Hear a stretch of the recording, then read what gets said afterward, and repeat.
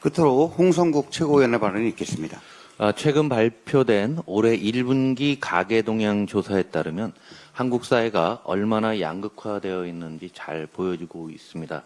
소득 하위 20%, 그러니까 소득을 가구별로 1등부터 100등까지 이렇게 나눴을 때 밑에 있는 이 20%의 월 소득은 가계입니다. 114만 원에 불과했었습니다. 이 중에 적자 가구가 62%에 달하고 한 달에 약 43만 원의 적자를 보고 있습니다. 적자 금액은 공적, 사적 이전 소득으로 근근히 메꿔 나가고 있습니다. 이 1분위는 평균 135만 원을 소비 지출에 활용하고 있는데요.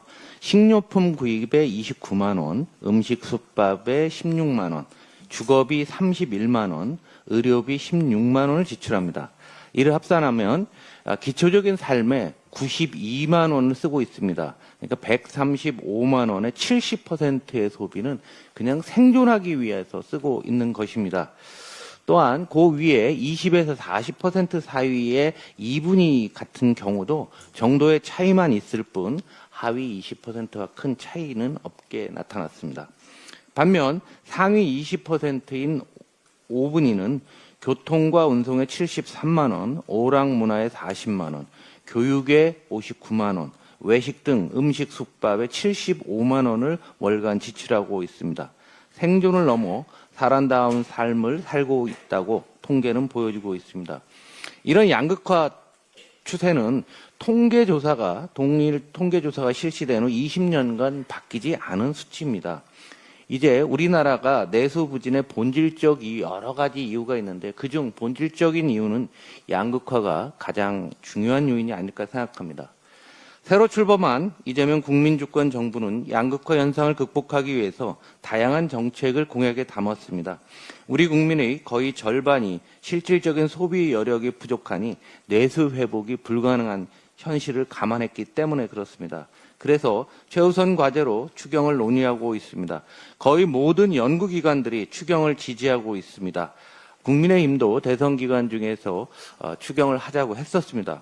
그럼에도 불구하고 일부 세력들은 각자 도생을 외치면서 추경으로 물가 상승 우려를 지적합니다. 그러나 물가 상승 우려는 큰 문제가 없습니다.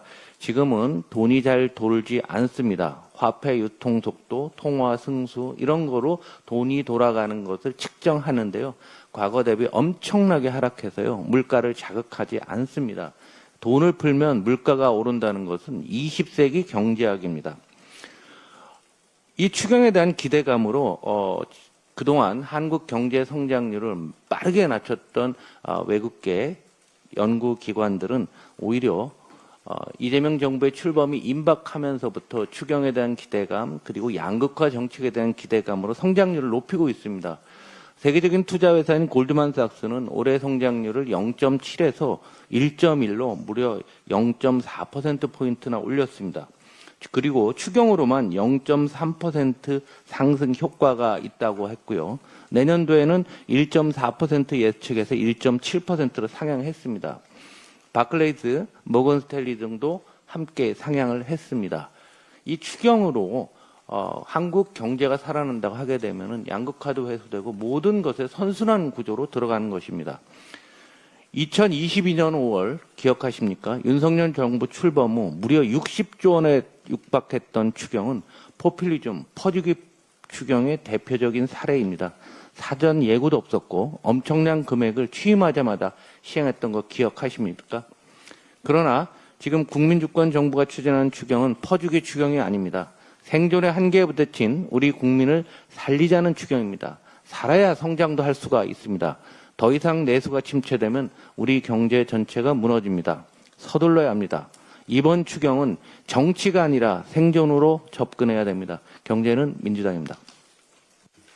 이상 발언을